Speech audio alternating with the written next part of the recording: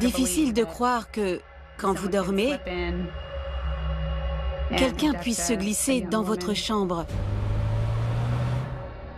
et vous enlever sans que personne n'entende rien. Et pourtant, c'est ce qui s'est passé.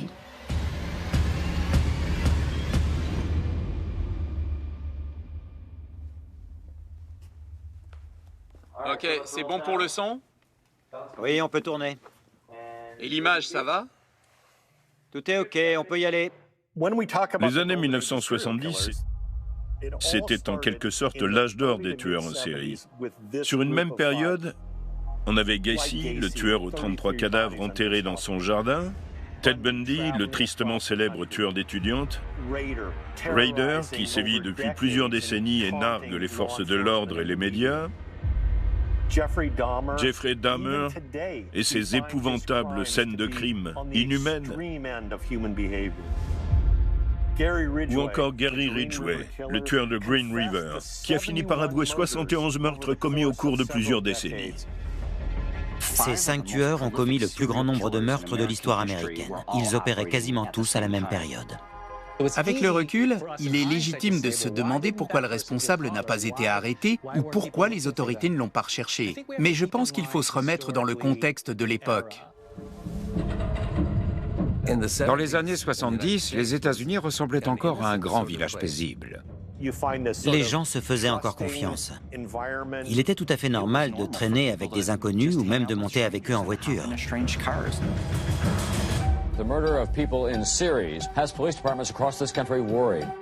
La notion de tueur en série n'existait pas encore, même pour la police.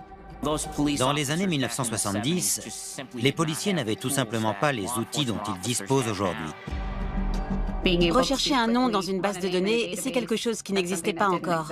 Il n'y avait pas d'ordinateur. Pas d'Internet. Pas de téléphone portable. Pas d'ADN. Il n'y avait pas de caméra de surveillance. Tous les dossiers traînaient au fond d'un tiroir. Nous n'avions pas encore de système d'appel d'urgence.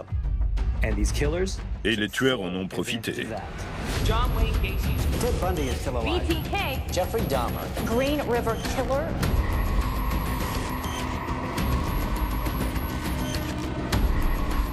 Georgianne Hawkins, Stephen Toomey, Catherine Wright, Stephen Jones, Jamie Douglas, Terry Mulshon, Shirley Vian. Il m'a pris par l'épaule et m'a dit « Suis-moi ». Il a menacé de me tuer si je n'obéissais pas. Je pensais que c'était juste un homme, que je finirais par rentrer chez moi, que tout allait bien se passer. J'étais loin d'imaginer que cette nuit-là allait être la pire de toute ma vie. Nous avons essayé de lui dire « C'est un enfant, ce n'est qu'un enfant ». Il a répondu « Eh bien lui, il affirme le contraire. Qui faut-il croire ?» Ces 5 tueurs n'avaient rien à première vue des fous furieux qu'ils s'avéreront être par la suite. Vous pourriez le croiser dans la rue, dans le bus, dans un avion. Rien ne peut vous laisser penser qu'il s'agit d'un des pires tueurs en série de l'histoire des États-Unis. Mais à l'intérieur se cache un monstre sans pitié.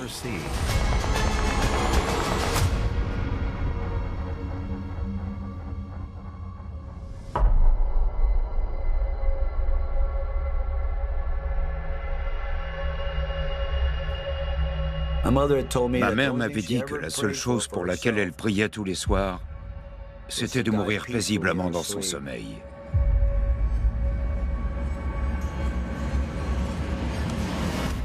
Et il semble que sa prière n'a pas été entendue.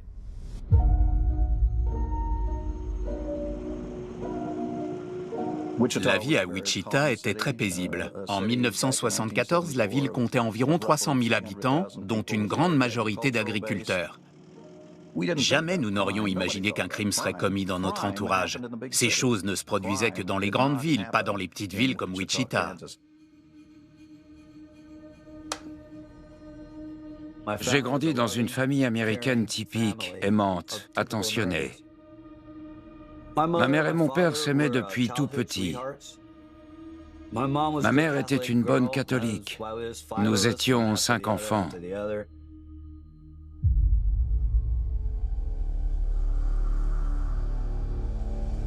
Je me souviens que ce jour-là, j'étais rentré à la maison. J'avais de la neige jusqu'aux genoux. Je suis entré par la porte de derrière et dehors, j'ai vu mon chien Lucky. Je lui ai dit « Hey Lucky, qu'est-ce que tu fais dehors? Viens, on rentre. » J'ai ouvert la porte de la cuisine. Il n'y avait aucun bruit, personne. Alors j'ai crié « Il y a quelqu'un ?» Mon frère a répondu « Charlie, viens vite. Maman et papa nous jouent un mauvais tour. » J'ai couru dans le couloir. Je suis rentré dans la chambre. Et j'ai vu ma mère et mon père attachés, morts.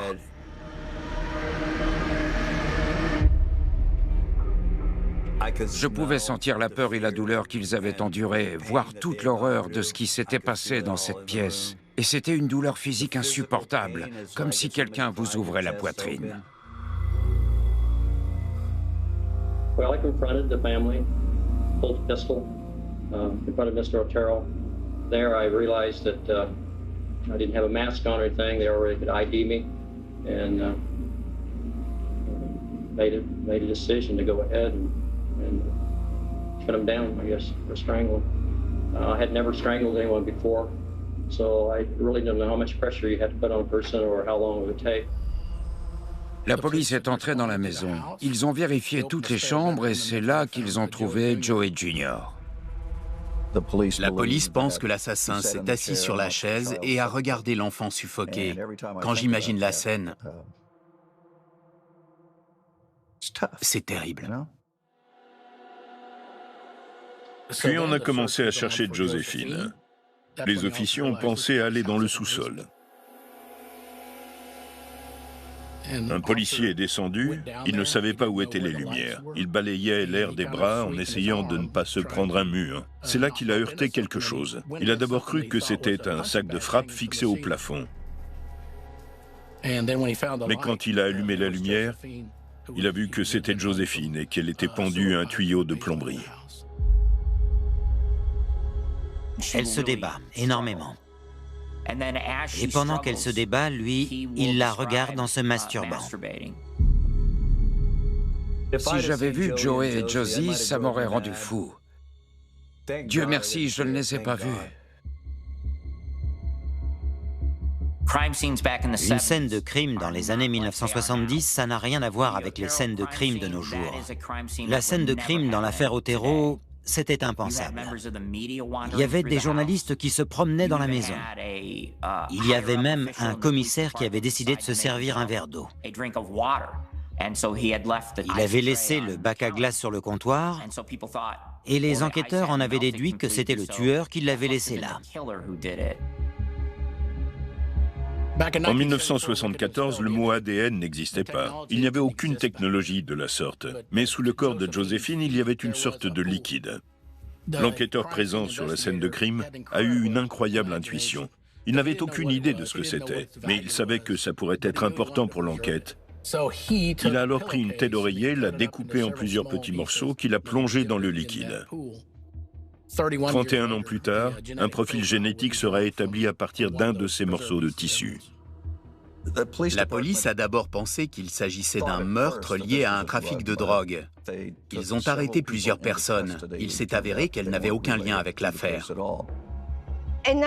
En 1974, l'idée que quelqu'un puisse tuer uniquement pour le plaisir n'existait pas encore dans l'esprit des gens. C'était juste inconcevable.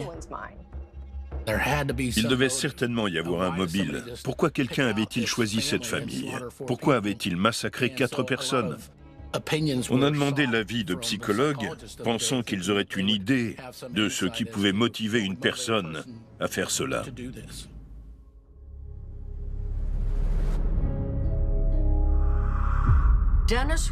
Dennis Rader a eu une enfance tout ce qu'il y a de plus normal. Lui-même dit « Je n'ai jamais été maltraité ». Mais il ajoute « J'ai su très jeune que j'avais ce petit quelque chose en plus ».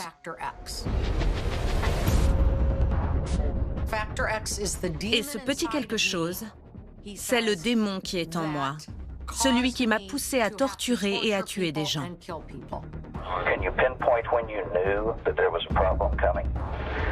Well, I would say probably even when I was in probably grade school, I started having problems. And what kind of problems were those? All males probably go through some kind of sexual fantasies. Mine was just a little bit weirder than other people. Rader décrira un incident survenu lorsqu'il était enfant, lors d'une sortie en famille, au cours de laquelle un poulet avait été attaché pour être égorgé. Et le fait d'attacher le poulet a provoqué chez Rader des sensations qu'il a qualifiées comme étant à caractère sexuel. Anyway, I think somewhere along the line I knew, probably by the time I was in 8th grade, but they exploded on January 15th, 1974. That's when the volcano exploded. Dennis Rader cultivait cette image d'homme pieux. Il était marié, il était relativement jeune, il avait 28 ans. C'était un bel homme. Il avait tout pour lui, jusqu'au jour où il perd son travail en 1973. Tout à coup, la vie n'était plus aussi parfaite. Il ne contrôlait plus la situation. Et il a essayé de compenser cela en prenant le contrôle d'un autre aspect de sa vie. Et je pense que cela a peut-être déclenché son besoin de contrôler quelque chose d'autre, ou quelqu'un. Au moment de l'affaire Otero, d'après ce qu'il raconte, il était entre deux boulots. Il s'ennuyait, il n'était pas bien dans sa peau. Alors le démon en lui a pris le contrôle.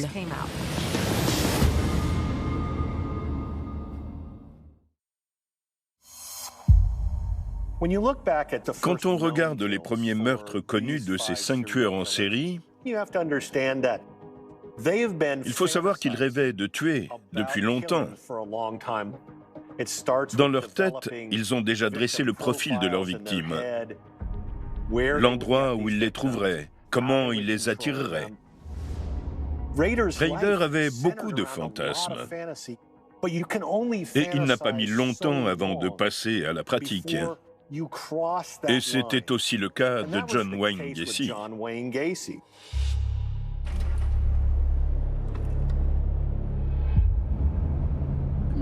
Pour moi, John Gacy est le pire tueur que l'on puisse imaginer. Une sorte de prédateur à la recherche d'une proie. Une fois qu'il l'avait choisie, dans son esprit, elle était déjà morte.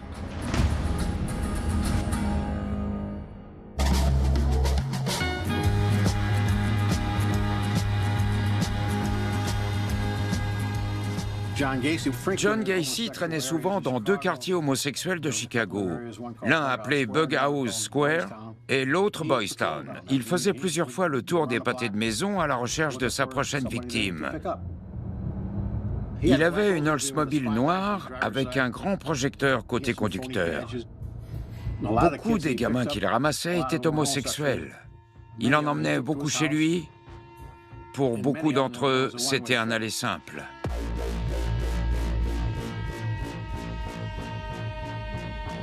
Gacy est passé prendre Timothy Jack McCoy, 16 ans, à la gare routière Greyhound. Selon Gacy, ce qui s'est passé, c'est qu'il lui a proposé de l'argent pour avoir une relation sexuelle avec lui. Il l'a ramené chez lui, ils se sont mis au lit. Quand il se réveille le lendemain matin, le gamin se tient au pied du lit, un grand couteau de boucher à la main. Il se dit que le gamin va l'attaquer.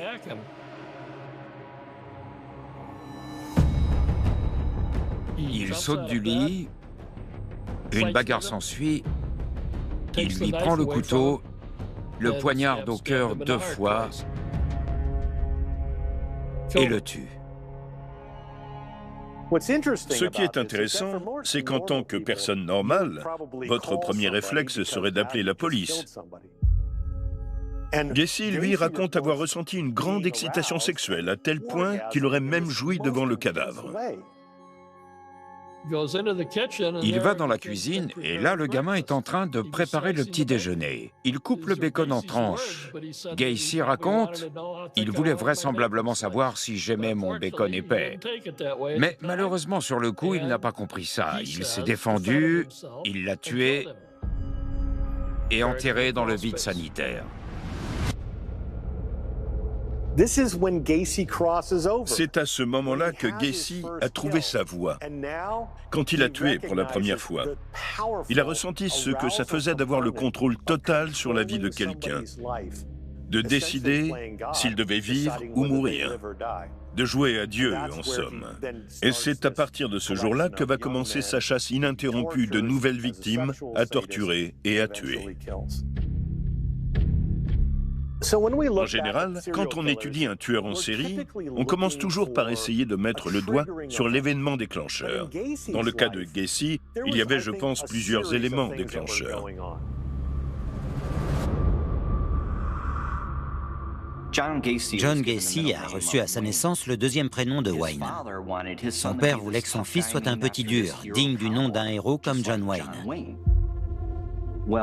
Et quand Gacy voulait passer plus de temps avec sa mère, pour faire du jardinage par exemple, son père l'agressait verbalement, émotionnellement et parfois même physiquement.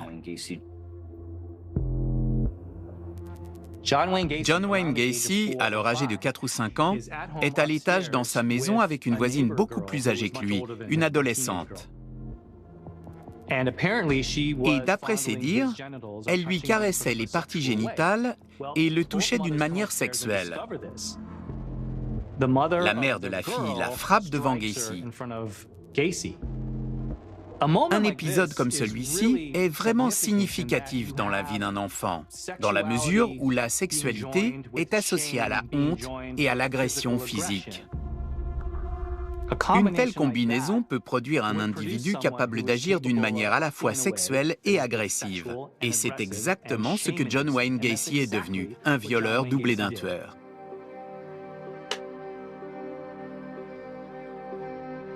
J'ai été violé quand j'étais plus jeune. C'est difficile d'y repenser et d'admettre que cela s'est réellement produit. Cela vous empêche de vous considérer comme un homme. Et c'est en partie pour cela que je n'en ai jamais parlé à personne pendant toutes ces décennies.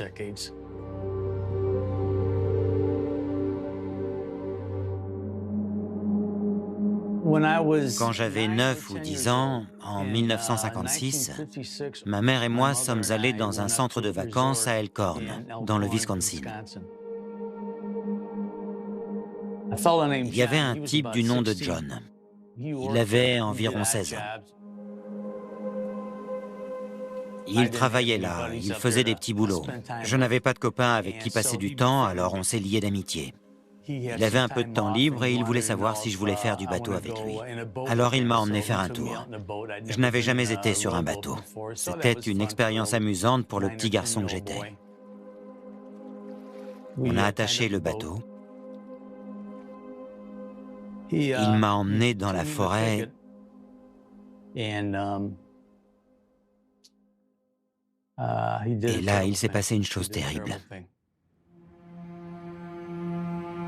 Il m'a pris par l'épaule et m'a dit « Suis-moi », en menaçant de me tuer si je n'obéissais pas. Je me suis retourné et il a dit « Ouvre la bouche ». J'ai ouvert la bouche.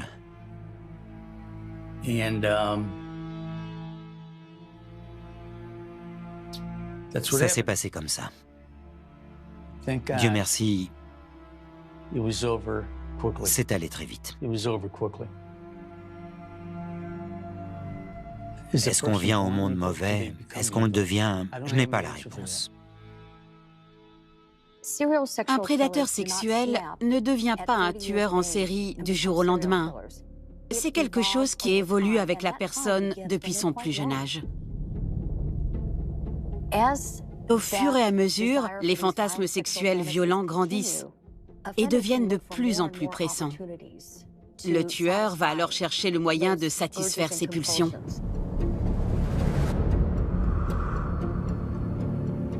Dans les années 1960, Gacy a commencé à se rapprocher de plus en plus du point de non-retour.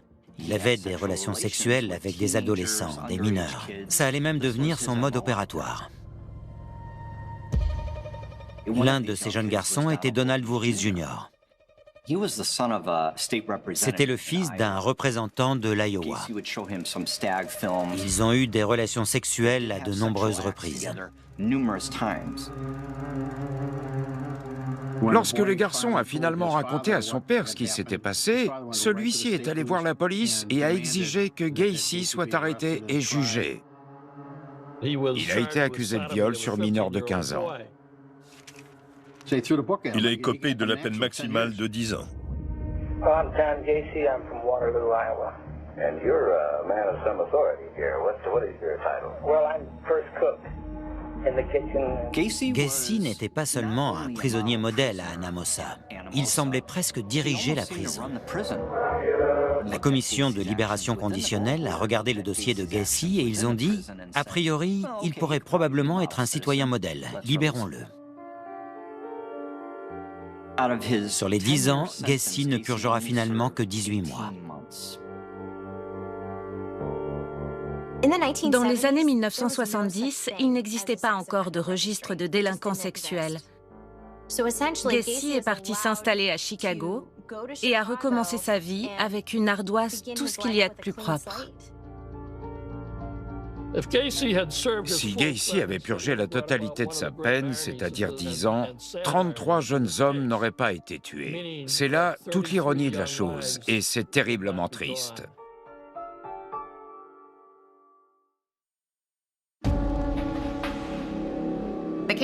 C'est quand même curieux. Il y avait d'autres colocataires dans la maison à ce moment-là, et personne n'a rien entendu. C'est quand même difficile de croire que quelqu'un puisse se glisser dans votre chambre, vous enlever, vous sortir de la maison sans que personne ne remarque rien. Et pourtant, c'est ce qui s'est passé.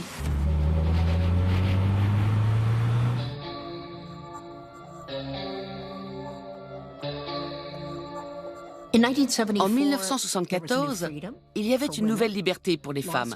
Les écoles de droit, de médecine étaient obligées désormais d'accepter les femmes et les personnes de couleur. Il était temps. C'était une époque où tous les espoirs étaient permis. En 1974, Ted Bundy était diplômé de l'Université de Washington et suivait des cours de droit. Il vivait dans le district de l'Université de Washington. Il voulait être un grand avocat ou un politicien. Il voulait se faire une place parmi les gens qui l'admiraient.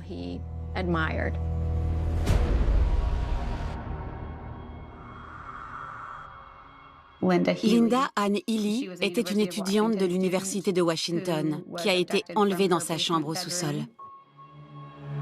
et qui a disparu sans laisser de traces. Linda Ann Ely vivait sur le campus, dans une maison qu'elle partageait avec quelques-unes de ses amies. Sa chambre était au sous-sol.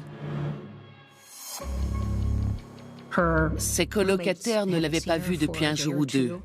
Et finalement, l'une d'entre elles est descendue pour aller frapper à sa porte. Elles étaient sûres qu'elle était là. Son lit était parfaitement fait. Elles ont remarqué qu'il y avait des traces de sang. En fouillant dans les placards, elles ont trouvé une chemise de nuit toute ensanglantée. Elle avait disparu. Personne ne savait où elle était. Linda n'était plus là. La scène de crime, du moins l'endroit où Linda Ann Ely a disparu, a été fouillée par la police de Seattle. Nous n'avions pas de technicien de scène de crime. Nous n'avions pas d'appareil photo numérique. Et je me souviens que mon lieutenant m'avait dit un jour, « Vous savez, les pellicules, ça coûte cher. Ne prenez pas trop de photos. »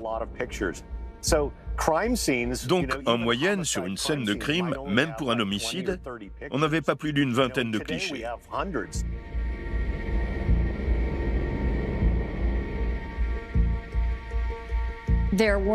Il n'y avait aucun suspect.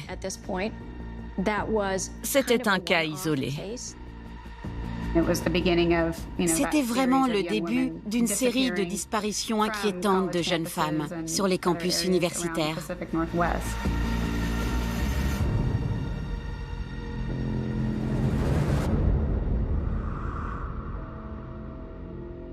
son is the best son in the world. He's a very normal, active boy. Yeah, did all the things that most boys like to do.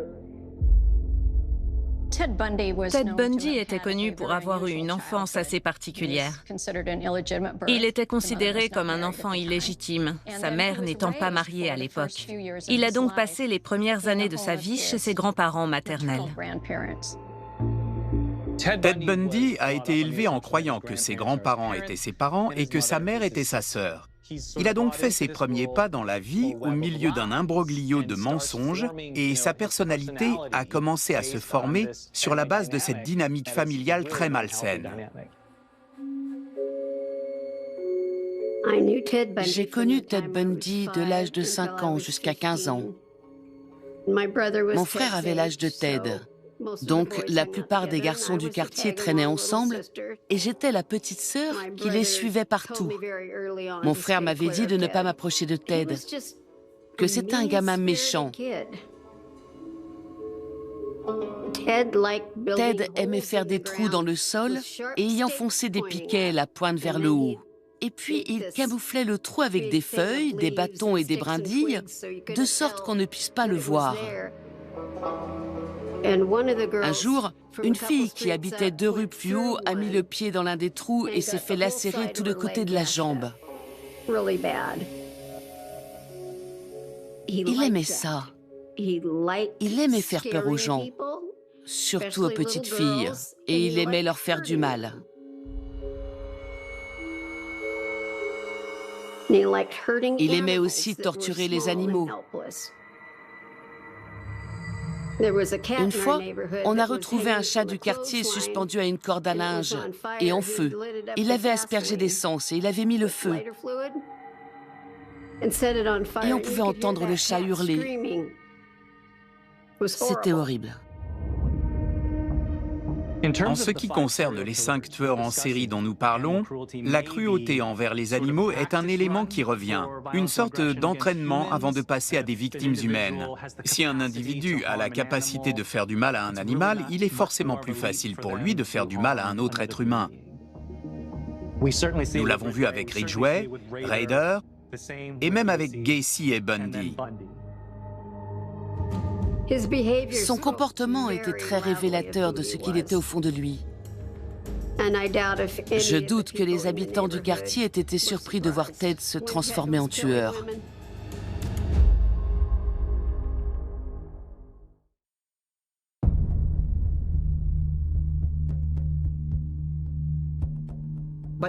Adolescent, Ted Bundy était un jeune à problème. Il volait déjà à l'étalage. À l'âge de 14 ans environ, il avait été arrêté pour voyeurisme. Puis, il s'est inscrit à l'université de Washington. Lors d'un de ses cours de psychologie, il apprend que les gens ont tendance à vouloir plus facilement aider quelqu'un qui a l'air vulnérable. Avant le premier meurtre, Ted Bundy avait une vie assez normale vue de l'extérieur. Il sortait avec une jeune femme, Stephanie Brooks. Stephanie Brooks représentait tout ce qu'il désirait avoir dans la vie. L'argent, la catégorie sociale, la beauté. Et en la fréquentant, il avait tout ça à portée de main. La piètre image que Bundy avait de lui-même a été en quelque sorte rehaussée par sa relation avec Stephanie Brooks, jusqu'à ce que cette dernière mette fin à leur idylle. Ça a été un véritable tournant pour Bundy. Ça l'a dévasté. Il s'est senti abandonné, trahi. Et c'est à ce moment-là que Bundy décide de passer à l'acte et d'essayer d'enlever sa première victime. Dans l'affaire Bundy, on parle souvent de la ressemblance physique entre ses victimes et la femme qui lui a brisé le cœur, et du fait qu'il s'agissait peut-être d'une vengeance, une sorte de revanche. Il était tellement en colère contre elle de l'avoir rejetée que son envie irrépressible de tuer a pris le dessus. Il ne pouvait plus contrôler ses pulsions, et quelques années plus tard, Linda Anili a été tuée. Il y a quelque chose dans les premiers meurtres qui a tellement assouvi leur désir qu'ils sont rapidement devenus accros à ces sensations. On a pu le voir avec Bundy et on le voit avec Dennis Rader. Après les meurtres de la famille Otero, la police n'avait aucune piste. Pas l'ombre d'un suspect. 3 mois après les meurtres, Dennis Rader décide de frapper à nouveau. Cette fois, c'est une étudiante de Wichita, Catherine Bright. Dès qu'il a vu Catherine Bright, Dennis a décidé qu'elle serait sa prochaine victime. Et pendant les semaines qui ont suivi, il l'a espionnée. Mais il n'avait pas prévu que son frère serait avec elle ce soir-là. Broke into the house and waited for her to come home. She and Kevin Bright came in. I wasn't expecting him to be there. I got out of hand. Il les a attachés tous les deux. À un certain moment, Kevin a réussi à dégager ses pieds et il a attaqué Dennis Rader. Ce n'était pas du tout dans le plan de Dennis. He broke his bonds and he jumped up real quick like. I pulled my gun and quickly shot him. Hit him in the head. He fell over. I could see the blood, and as far as I'm concerned, I thought he was down. Puis le tueur revient vers Catherine. Elle se débat. À un moment donné, Dennis sort un couteau et poignarde Catherine plusieurs fois avec une grande férocité.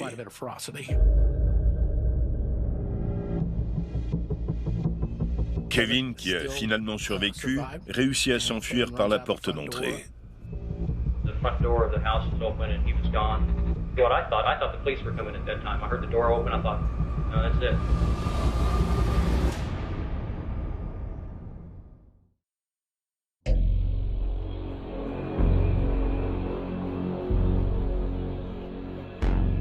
Kevin Bright sort en courant, se dirige vers une supérette de l'autre côté de la rue et appelle la police. And I stepped out there. I could see him running down the street, so I quickly cleaned up everything that I could and left.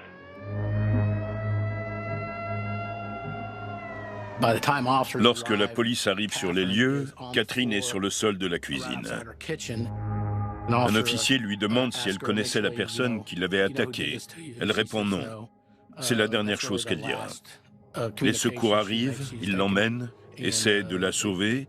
Elle mourra un peu plus tard dans la journée. Il a failli être attrapé, et c'est pourquoi, dans ses meurtres suivants, il sera très prudent et s'assurera qu'aucun homme n'est dans les parages, qu'aucun contretemps ne viendra le perturber. La description de Kevin Bright colle assez bien avec Dennis Rader. Mais elle n'a pas servi à grand-chose. Ils cherchent un solitaire, un criminel, quelqu'un qui sort de l'ordinaire. La police s'est mise à chercher une personne avec un mobile, quelqu'un qui avait une raison de commettre ces meurtres. Et même si Dennis Rader était dans leur champ de vision, qu'il pouvait être un suspect potentiel, ils ne s'intéressaient pas à lui. Parce que de l'extérieur, il ne ressemble pas à quelqu'un qui aurait pu faire ça.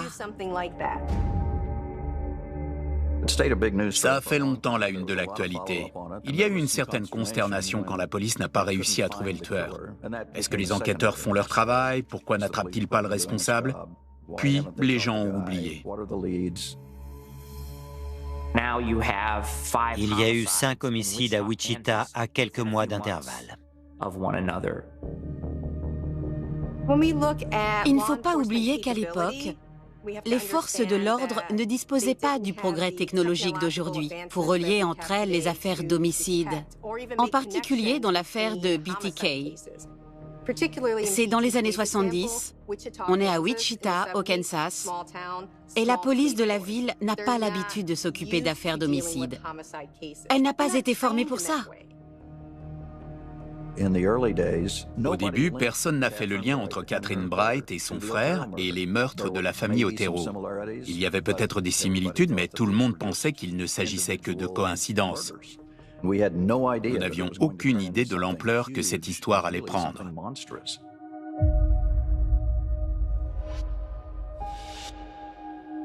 Au printemps 1974, le mode opératoire de Ted Bundy consistait à traîner sur les campus universitaires où il se fondait parfaitement. Il avait tout d'un étudiant, et à cette époque, les campus étaient un endroit sûr. Une jeune femme sur un campus n'avait aucun problème à quitter la bibliothèque tard dans la nuit pour aller à sa chambre. Les parents aussi étaient sereins quant à la sécurité de leurs enfants. Sue était une enfant adorable. Elle avait beaucoup d'ambition. Depuis toute petite, elle adorait aller à l'école. Vous savez, les mères ont un sixième sens quand il s'agit de leurs enfants.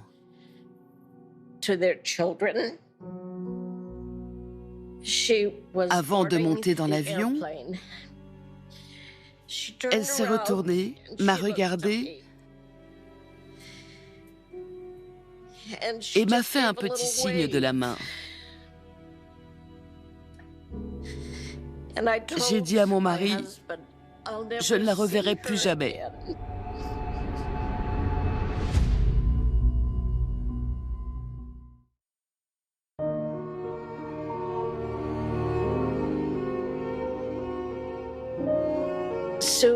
Sue adorait la vie à l'université. Elle était si heureuse. C'était son rêve et son destin. Elle s'était arrangée pour partager une chambre avec une de ses copines. Un soir, ne la voyant pas revenir, sa colocataire a senti tout de suite que quelque chose n'allait pas. Elle a donc appelé la police du campus. For her not to come home was just not right. She just wouldn't do that kind of thing. She just wouldn't. Well, first of all, it was unexpected. Quand mon mari me l'a annoncé, c'était un sentiment bizarre. Il m'a dit, Sue a disparu, il ne la trouve pas. Et j'ai dit, elle est morte? C'était une autre époque. Nous n'avions pas d'ordinateur, pas d'ADN, pas d'alerte enlèvement. Il n'y avait aucune coordination entre les différents services de police. Tout ce qu'on pouvait faire, c'était mettre des avis de recherche dans les petites annonces du journal de Seattle.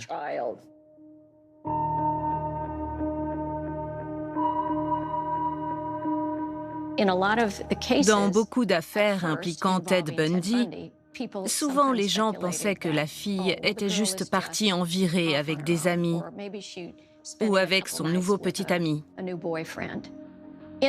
Dans les années 1970, le concept de tueur en série n'existait que dans les films. Les gens n'étaient pas du tout familiers de ce concept. À un moment donné, je me souviens que quelqu'un a dit à mon mari, « Vous allez vous sentir bête quand elle va réapparaître au bras de son nouveau mari. » C'était ça la mentalité à l'époque. Dieu merci, ça a changé depuis. Pendant la première moitié de 1974, il y a eu une série de meurtres, environ un par mois. Les victimes avaient à peu près le même âge. Physiquement, elles se ressemblaient beaucoup et avaient un style de vie quasiment identique. Le mode opératoire de Ted Bundy consistait à essayer d'obtenir la confiance de ces jeunes femmes. Il était le genre de personne qui pouvait convaincre une jeune femme d'aider un parfait inconnu. Il ciblait des jeunes femmes gentilles et pleines d'empathie pour pouvoir les manipuler plus facilement. La nuit où elle a disparu, elle est tombée sur lui devant la bibliothèque. Il savait qu'elle passait par là pour se rendre au dortoir. Il l'a attendue là, un bras en écharpe. Il lui a demandé de l'aide pour transporter ses livres. Tu peux m'aider jusqu'à ma voiture?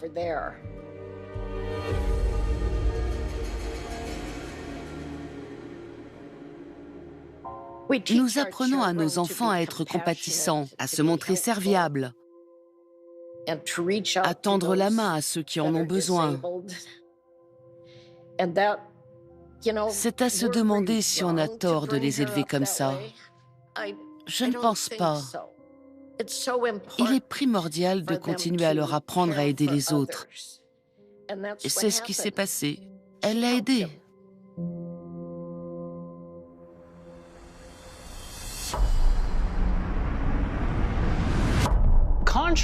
Contrairement à ce que l'on pourrait penser, les tueurs en série ne sont pas perçus par le monde extérieur comme des fous furieux.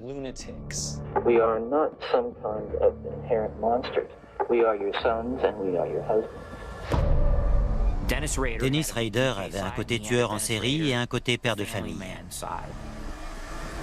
Le côté serial killer a pris le dessus. En enchaînant les meurtres sans se faire prendre, Ted Bundy a fini par se croire invincible. John Wayne Gacy a construit avec soin une façade extérieure qui cachait extrêmement bien la vraie personne qu'il était. Mon frère racontait, Gacy et moi, on travaille ensemble à creuser une tranchée autour de sa maison. Il ignorait qu'il était en train de creuser sa propre tombe.